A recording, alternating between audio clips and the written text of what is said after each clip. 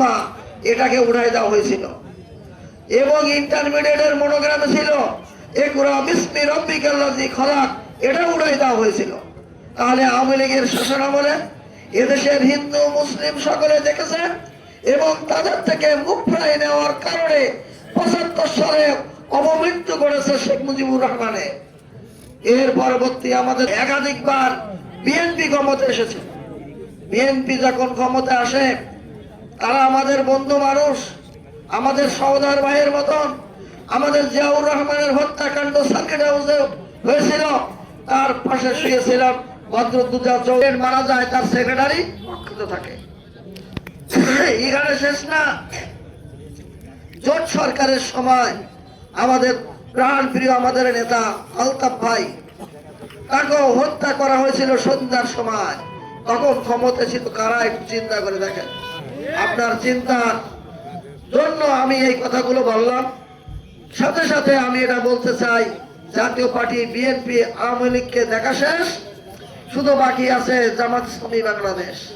এই পাগল হওয়ার কারণ হলো জামাত ইসলামী যারা প্রার্থী হয় তারা কোটি কোটি টাকা ব্যয় করে এই ভোট কিনে, ভোট ডাকাতি করে, চাঁদাবাজি করে নির্বাচনে বিজয় হয় না।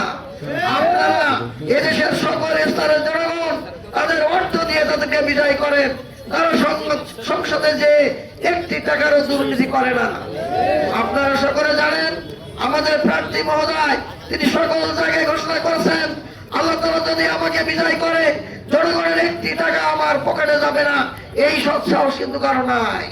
আমাদের প্রার্থীকে জামাত ইসলামীকে ভোট দিয়ে বিজয় করতে চাই কেন? বাংলাদেশে পরিবারতন্ত্র কায়েম হয়ে গেছে, এটা জনগণ বুঝে গেছে। শেখ মুজিবের পরে তার মেয়েদের কর্তৃত্ব নেতৃত্ব দিতে হবে, জিয়াউর রহমানের পরে তার স্ত্রী এবং ছেলেকে কর্তৃত্ব নেতৃত্ব দিতে হবে। এই পুঁজিবাদ গণতন্ত্র এই বাংলাদেশ থেকে বিদায় দেওয়ার জন্য জামাত ইসলামীর প্রতি মানুষের আগ্রহ শ্রদ্ধা বেড়ে গেছে।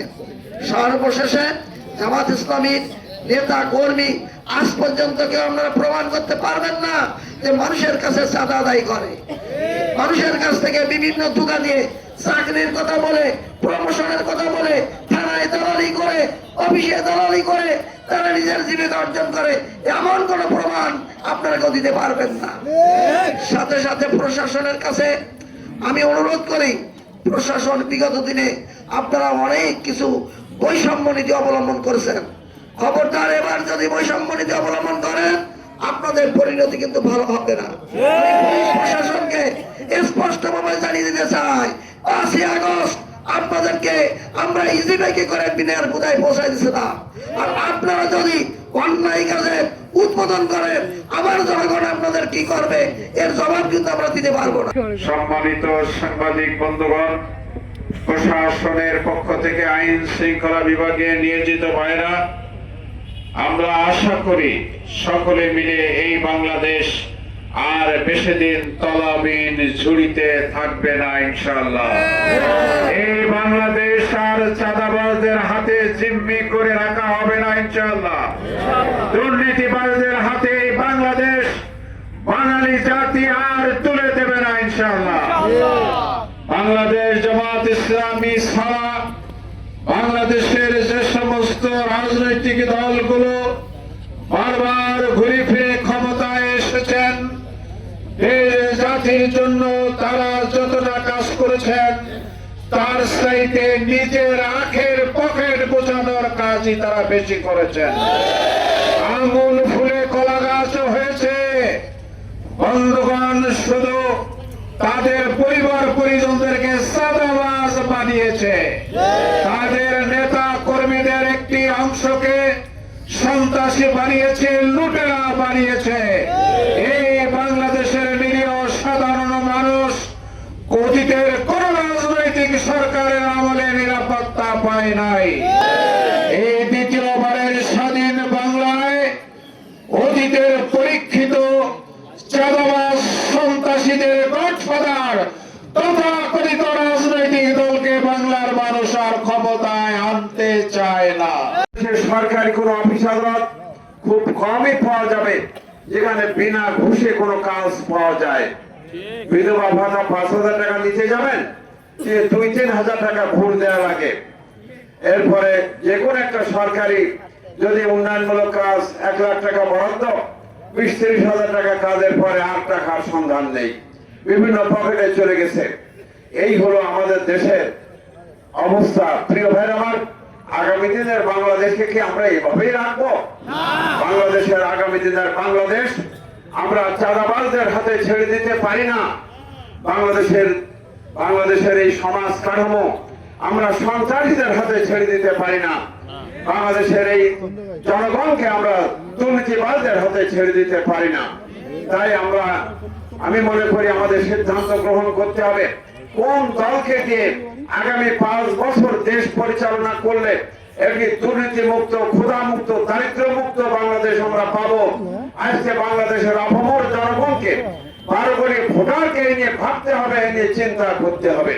প্রিয় ভাইরা আমার, আমি বাংলাদেশ জামাত ইসলামের একজন নগণ্য কর্মী হিসাবে আপনাদের কাছে এই আহ্বান রাখতে চাই যে আপনারা একটু ভেবে দেখেন, বাংলাদেশের অন্যান্য রাজনৈতিক দলগুলোর সঙ্গে জামাত ইসলামীকে তুলনা করে দেখেন। বাংলাদেশ জামাত ইসলামী নেতা কর্মীরা আল্লাহর মেহেরবানিতে দুর্নীতিমুক্ত ভাবে জীবন যাপন করে।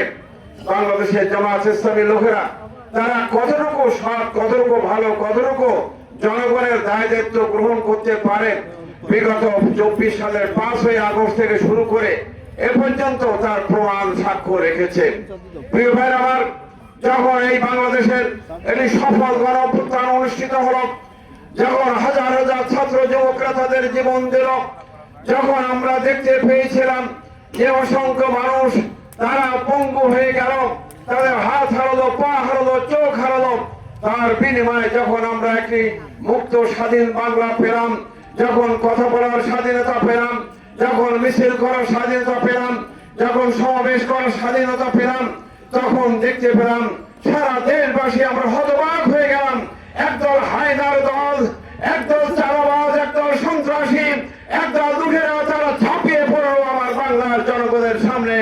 প্রিয় ভাই আমার, বিশেষ করে হিন্দু ভাইদের উপরে তারা এবং বিভিন্ন দিক দিয়ে যারা অত্যাচারিত, লাঞ্ছিত, এই মানবতার উপরে ঝাঁপিয়ে পড়লো। তখন বাংলাদেশ জামাত ইসলামী নেতা কর্মীরা তারা ঘরে বসে থাকেনি, তারা এই নির্যাতিত এই হিন্দু জনগোষ্ঠীর বাড়ি পাহারা দিয়েছে, তাদের দোকানপাট পাহারা দিয়েছে, তাদের বসত বাড়ি পাহারা দিয়েছে, তাদের মন্দির পাহারা দিয়েছে। আজকে একজন খলিশখালী ইউনিয়নের একজন গুরুত্বপূর্ণ ব্যক্তি, তার সঙ্গে আমার টেলিফোনে আলাপ হচ্ছে। তিনি আমাকে বলছেন, ভাই এটা কি বিশ্বাস করা যায় যে আমার বাড়ি, আমার ঘর আমি থাকতে পারছি না, আর উপজেলা সংগঠনের আমির মাওলানা মফিদুল্লাহ সে এসে আমার বাড়ি ঘর পাহারা দিচ্ছে, আমার গ্রাম পাহারা দিচ্ছে, একে ভাবা যায়? তিনি আমাকে এইভাবে কথা বলছেন। তা আমরা কি এর ঋণ শোধ করবো না? তিনি এভাবেই আমাকে বর্ণনা করছেন মোবাইলে। প্রিয় ভাই আমার, তাই আমি বলছিলাম যে আমরা এভাবে তো আমরা জামাত ইসলামের নেতা কর্মীদের পরিচয় তো আমরা পেয়ে গেছি যে জামাত ইসলামের নেতা কর্মীরা তাদের দায়িত্বশীলতা, তাদের জনগণের প্রতি তাদের দায় দায়িত্ব এবং জনগণের প্রতি তাদের আস্থা এবং দায়িত্ব, এটা যে তারা সাক্ষ্য রেখেছে, তাতে আমি আশা করব যে আগামী দিনের বাংলাদেশ যদি জামাত ইসলামী সহ 11 দলের জোটের কাছে আপনারা অর্পণ করেন, তাহলে আশা করা যায় ইনশাআল্লাহ জামাত ইসলামের একজন ক্যান্ডিডেট হিসাবে আমি আপনাদের কাছে এই আশ্বাস দিতে পারি যে জামাত ইসলামের নেতা কর্মীরা তারা দায়িত্ব পালন করতে গিয়ে তারা তাদের আখের বোঝাবে না, তাদের ব্যক্তিগত স্বার্থ লাভ লালসার দিকে ভোট ফুটবে না, তারা তাদের পরিবার পরিজনের ব্যাংক ব্যালেন্স বাড়াবে না, সম্পদ বাড়াবে না, বরং তারা এই বাংলাদেশকে গড়ে তোলা, এই 18 কোটি জনগণকে নিয়ে আগামী দিনের বাংলাদেশ গড়ে তোলার ব্যাপারে এবং একটি উন্নত বাংলাদেশ, একটি সমৃদ্ধশালী বাংলাদেশ, একটি দারিদ্র মুক্ত বাংলাদেশ, একটি ক্ষুধা মুক্ত বাংলাদেশ গড়ে তোলার জন্য প্রাণপণ প্রচেষ্টা চালিয়ে যাবে। প্রিয় ভাই আমার, আমি আপনাদের কাছে বলতে চাই যে আমাদের স্বাস্থ্য বিভাগ, আমাদের শিক্ষা বিস্তার, এগুলোর আমাদের পরিবর্তন হতে হবে। আমাদের শিক্ষায় বেকার যুবক শিক্ষা তৈরি হচ্ছে, নৈতিকতাহীন শিক্ষা ব্যবস্থা, এগুলো পরিবর্তন করে উন্নত চরিত্রবান নাগরিক গড়ে তোলা এবং তাদেরকে কাজ শেখানো, তারা যেন একটা সার্টিফিকেট পাওয়ার পাশাপাশি তারা যেন তারা সম্মানজনক কাজ শিখে ব্যক্তি জীবনে এবং প্রাতিষ্ঠানিক ভাবে তারা বিভিন্ন কাজে কর্মে নিয়োজিত হতে পারে, সেই শিক্ষা ব্যবস্থা আমরা ইনশাআল্লাহ চালু করে দেব। প্রিয় ভাইরা আমার, আমাদের শিক্ষা ব্যবস্থায় আমরা নির্বাচনী ইশতেহারে ঘোষণা করেছি যে আমরা 5 বছর পর্যন্ত শিশু এবং 60 বছর ঊর্ধ্ব বয়স্কদের চিকিৎসা ফ্রি করার জন্য, বিনামূল্যে চিকিৎসা করার জন্য জামাত ইসলামীকে যদি আপনারা সরকার করতে সুযোগ দেন, জামাত ইসলামী সরকার ইনশাআল্লাহ সেই প্রচেষ্টা চালিয়ে যাবে। আমার কাকারা বলেছে যে তারা আপনার কাছে আমরা কোনোদিন 10 টাকাও চাইবো না, 10 কেজি চালও চাবো না, শুধু আপনারা যদি আমাদের নিরাপত্তাটা যদি দেন তাহলে আমরা সব পেয়ে যাবো। আমরা একটা সম্মানের সঙ্গে বাঁচতে চাই। আমরা সেখানে বলেছি জামাত ইসলামের দৃষ্টিভঙ্গি হলো আমরা এখানে হিন্দু, বৌদ্ধ, খ্রিস্টান দেখি না। আমাদের কাছে এটাই মূল্যবান যে যে ব্যক্তি বাংলাদেশে জন্মগ্রহণ করবে সেই হবে এই বাংলাদেশের নাগরিক। সেই নাগরিক দায়িত্ব কর্তব্য যেমন সম্পাদন করবে, পাশাপাশি তার নাগরিক অধিকারও সে বুঝে পাবে। প্রত্যেক নাগরিকের জন্য সম্মান, মর্যাদা এবং নিরাপত্তা দিতে জামাত ইসলামী সরকার ইনশাআল্লাহ বাধ্য থাকবে। প্রিয় ভাই আমার, আজকে আমি শুনতে পাই, আমার কানে আসে যে হিন্দু ভাইদের কাছে বিভিন্ন ব্যক্তিরা যে তারা বিভিন্ন ধরনের ওয়াদা করছেন এবং তাদের কাছে বড় বড় প্রস্তাব দিচ্ছেন। আমি তাদেরকে বলতে চাই, প্রিয় দাদা কাকারা, আপনারা 5ই আগস্ট, 6ই আগস্ট, 8ই আগস্ট থেকে শুরু করে অদ্যাবধি পর্যন্ত তাদেরকে আপনারা দেখছেন, তাদের চিনছেন, তারা আপনাদের কেমন উপহার দিচ্ছিল সেদিনকার জীবন, সেদিনকার আপনাদের জীবন এবং আপনাদের সম্পদ কতটা রিস্কে পড়ে গেছিল এবং জামাত ইসলামী লোকেরা আপনাদের পাশে গিয়ে একটু সহানুভূতি জানাতে পেরেছিল, একটু আপনাদের যেটুকু চেষ্টা করেছিল, সেই হায়নার দল, সেই সন্ত্রাসীরা আজকে আপনাদেরকে বড় বড় প্রস্তাব দিচ্ছে। আপনাদের মনে রাখা দরকার, আর তারা যদি সে প্রস্তাব যদি আপনারা গ্রহণ করেন তাহলে সে প্রস্তাব কতটুকু তারা মানবেন, তাদের ওয়াদাতে কতটুকু তারা বজায় রাখতে পারবেন, এটা আপনাদের ভাবার দরকার। প্রিয় ভাই আমার, আমি আপনাদের কাছে বলতে চাই যে আমরা বেকার যুবকদের আমরা কর্মসংস্থান সৃষ্টি করতে চাই।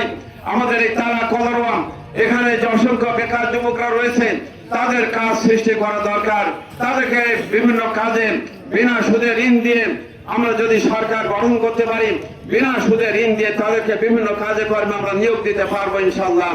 এই তারা কলার জলবদ্ধতা, এই জলবদ্ধতা নিরসনে আমাদের উদ্যোগ গ্রহণ করতে হবে। প্রিয় ভাইরা আমার, শুধু তাই না, রাস্তাঘাটের যে কি করুণ দশা, আমি দীর্ঘ এই যে অবস্থা আমি চলাফেরা করতে গিয়ে দেখতে পাচ্ছি, নদী ভরাট থেকে শুরু করে নদী খননের কাজ আমাদের করে আমাদের নদীর পানি প্রবাহ বাড়াতে হবে। যাতে করে বন্যা এবং বিভিন্ন সমস্যা যে হয় সেগুলো থেকে মুক্তি দিতে হবে। আমাদের স্কুল, কলেজ, মাদ্রাসাগুলোর অবকাঠামো নির্মাণ আমাদের করা দরকার। প্রিয় ভাইরা আমার, শুধু তাই না, আমাদের এই যে তারা কলোয়ার যে সমাজ, আমরা এখানে হিন্দু, বৌদ্ধ, সব খ্রিস্টান, হিন্দু এবং খ্রিস্টান আমাদের আছে এবং মুসলমান সবাই মিলে এবং সব দলের লোকেদের নিয়ে আমরা ইনশাআল্লাহ একটা সম্প্রীতির সমাজ আমরা গড়তে চাই।